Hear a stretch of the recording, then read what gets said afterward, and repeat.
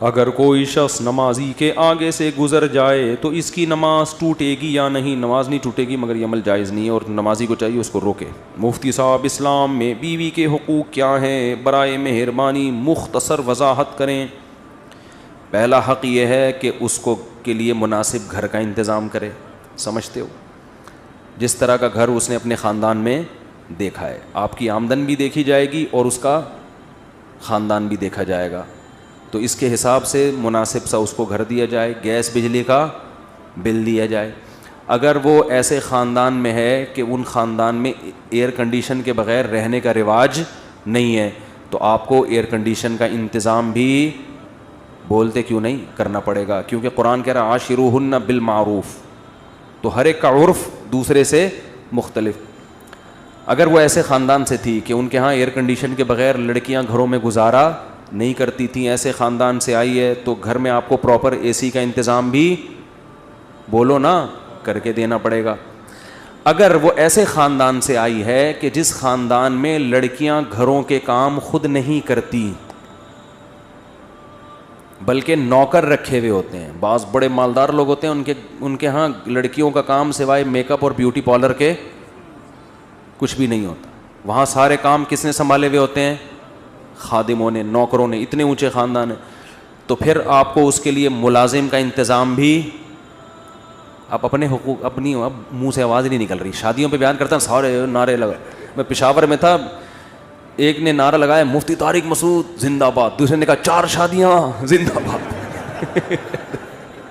مجھے بڑی ہنسی آئی، میں نے کہا الحمدللہ ان کے دماغ میں 4 شادیاں گھول کے ہم نے پلا دی ہیں، بس یہی بہت بڑا مقصد حاصل ہو گیا، ان کو کھوپڑی میں بیٹھ گئی یہ بات، نعرے لگ رہے ہیں بھائی اب تو آپ لوگ نہ لگائیں بڑائے مہربانی بھائی، ویڈیو نہ بنائیں، ٹھیک ہے؟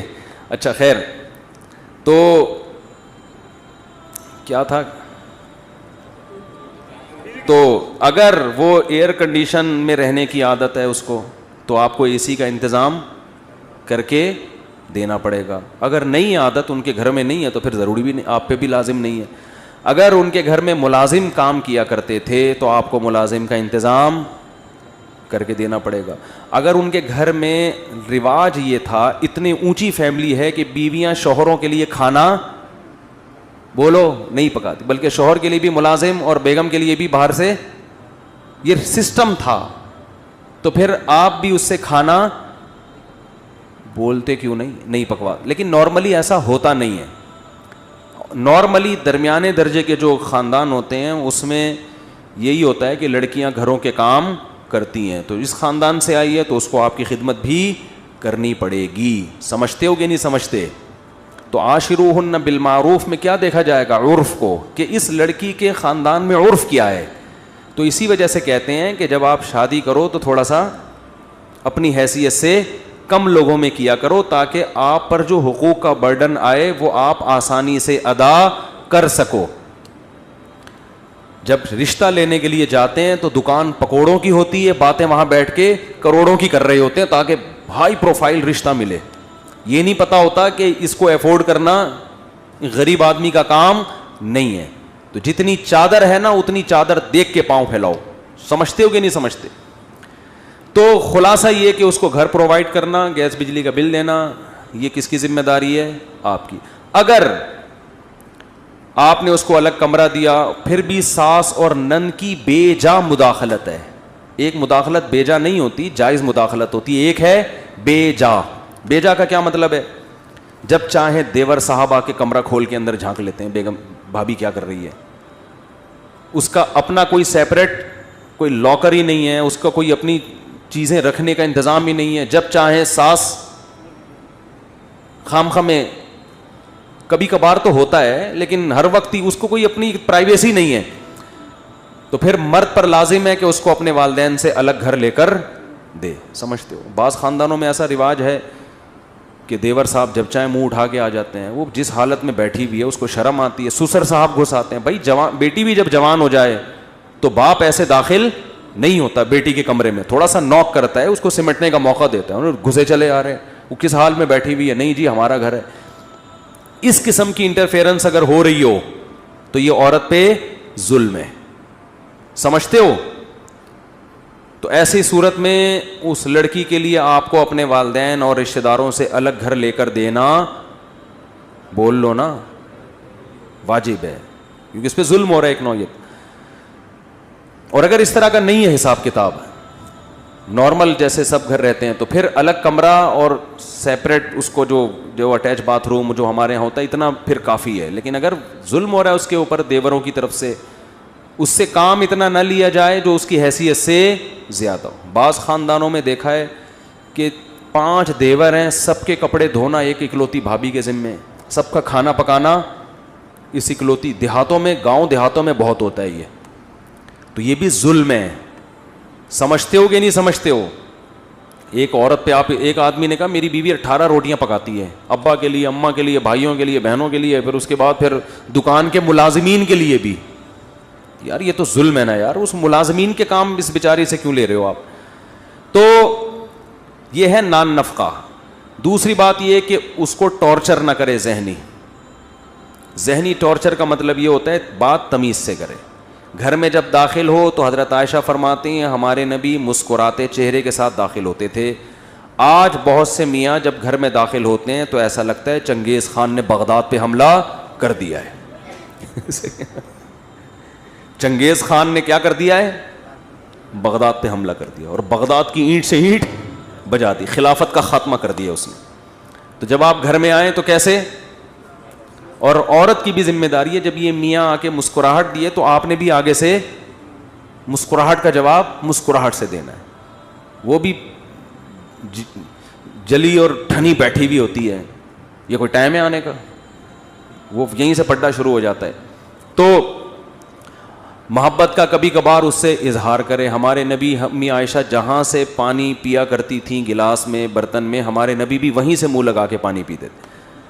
سمجھتے ہو؟ اور تھوڑی بہت اس کی خامیوں کو مرد کیا کرے؟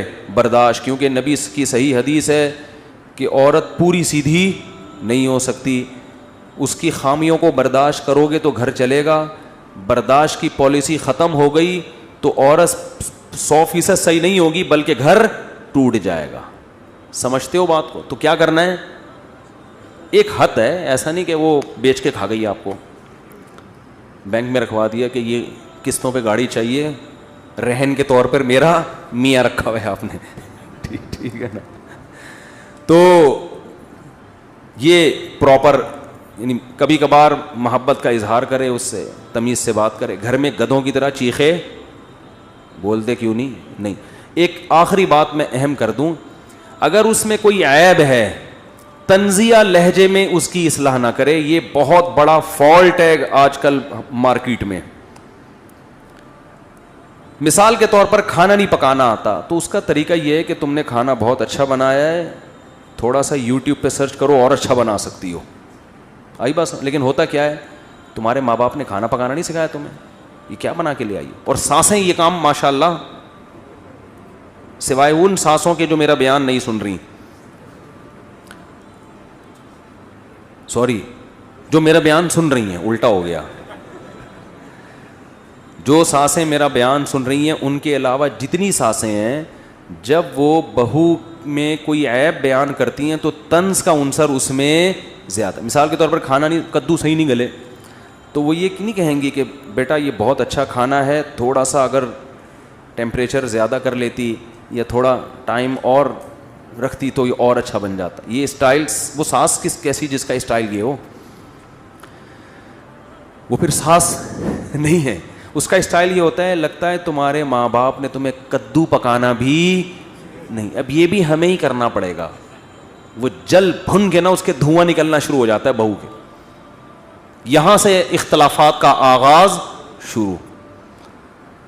تو وہ بیچاری شریف شرفا ہوگی تو چپ رہے گی، اور اگر پڑھی لکھی ہے، کانفیڈنس ہے اس میں، تو ساس کو بھی اینٹ کا جواب پتھر سے کریں. اچھا تمہاری ماں نے سکھا دیا ہوگا، ہم تو بے وقوف ہیں، ہمیں تو کچھ بھی نہیں آتا. یہی کہے گی، ہاں تمہاری ماں نے تمہیں بہت کچھ سکھایا، ہم تو کیا ہیں، بے وقوف ہیں. یہ پھر اٹھا کے پلیٹ پھینکے گی، خود ہی پکاؤ، آئندہ میں نہیں پکا رہی، جاؤ. وہ جو مکھنچو ہے نا، جس نے میرے بیان سن کے شادی کی تھی، جب وہ شام کو گھر میں آئے گا تو کدو تو ویسے ہی نہیں گلے، وہ کھانا بھول جائے گا. پھر اماں سے پوچھے گا، ماں بتائے گی یہ اس نے مجھے بدتمیزی کی ہے, مجھے میری ماں کا تانا دیا ہے. اس کو اول ایک تو غلطی کی, کدو نہیں صحیح پکائے, گلائے نہیں, اوپر سے سوری کرنے کے بجائے کیا کر رہی ہے, پلیٹیں اٹھا اٹھا کے پھینک رہی ہے. وہ غیرت میں آئے گا, میری ماں جس نے مجھے جنا, جس نے مجھے دودھ پلایا ہے, جس کے مجھ پر احسانات, اور یہ آج جمعہ 8 دن نہیں ہوئی, یہ چاہتی ہے کہ میری ماں سے بدسلوکی کرے. یہ پہلے ہی چنگیز خان بن کے آیا تھا, اب یہ ہلاکو خان کو بھی ساتھ لے کے بیوی کے کمرے پہ اٹیک کرے گا. یہ کیا پڑا ہوا ہے دیواروں کے اوپر, یہ کیا ہے, یہ تماشا بنایا ہوا ہے. وہ یہ دیکھے گی کہ ایک تو میری ساس نے پہلے طنز کیا, اوپر سے میرے شوہر کو بھی میرے خلاف ورغلا رہی ہے, تو وہ دلائل کی دنیا میں جواب نہیں دے گی, وہ اپنی ساس کی کیا ہو جائے گی, دشمن. ابھی اس نے کدو کی پلیٹ پھینکی تھی, پورا پریشر کوکر اٹھا کے شوہر کے سر پہ جا کے پھوڑ دے گی. پھر شوہر مجھ سے پوچھے گا یہ کیا ہو رہا ہے مفتی صاحب, گھریلو مسائل حل نہیں ہو رہے, تو میں اس سے کہوں گا میں نے کہا تھا کہ جب شادی کرو تو گھر میں ہیلمٹ پہن کے جاؤ. میں پہلے ہی کہہ چکا ہوں کہ گھر میں کیا پہن کے جایا کرو, ہیلمٹ. یہ تمہارا قصور ہے, تمہارا جو سر پریشر کوکر سے پھٹا ہے اس کی وجہ کیا ہے, تمہارے پاس اچھی کمپنی کا ہیلمٹ نہیں ہے. اب کسی کا باپ بھی خدا کی قسم بیٹھ کے حل نہیں کر سکتا کہ اس میں غلطی میری ماں کی تھی یا میری بیوی کی. خدا نے آج تک ایسا کوئی مخلوق پیدا, کیونکہ ادھر سے اس کی سنو گے اس کی سنو گے, آپ کو پتہ ہی نہیں چلے گا پہل کس نے کی ہے. چڑھ چڑھ پڑ پڑ, ادھر سے یہ ادھر سے, پھر گالیاں مجھے دیتے ہیں کہ یار انہوں نے ترغیب دی تھی, یہ ہمارے گھر میں ہو رہا ہے. تو جب طنزیہ کلام شروع ہوتا ہے نا, طنز, تو معاشرے میں اصلاح بولو نہیں. اور ساسوں کی ہے حالت دیکھو, ان کو چاہیے ماڈرن لڑکیاں پڑھی لکھی, اور گھر کے کام ان سے ایسے کروانے ہیں جیسے گاؤں دیہات کی ان پڑھ لڑکیوں سے ہوتے ہیں. تو جب ماڈرن لڑکی لاؤ گے تو وہ شکر کرو کدو گلا دی, جتنے گلائے ہیں اتنے بھی نہیں گلاتی ہو. تو اگر یہی تھا تو آپ لے آتی کسی دیہاتی کو, اپنی بھتیجی کو, اپنی بھانجی کو, وہ جو بیچاری کہیں رہتی ہے دیہات کی اچھی بھلی خدمت گزار, اس کو لے کے آتے. تو اس لیے جب ایسا معاملہ ہو رہا ہو تو ہم کہتے ہیں بھائی بیگم کو ماں سے کیا کر دو, بولو الگ کر دو. پھر ماں سے بھی محبت سے ملو اور بیگم سے ملو, ان کا آپس میں کنیکشن نہیں ہونے دو. اماں کو تھوڑے تھوڑے دنوں میں بلایا کرو, بیگم کو بولا کرو کدو گلاؤ, میں خود چیک کروں گا گلے کہ نہیں گلے. اماں کی خدمت کرو, اماں یہاں آئیں گی, پھر اماں اپنے گھر میں, ہم اپنے گھر میں. روزانہ خود اماں سے جا کے مل لیا کرو. یہ تو حقوق ہیں.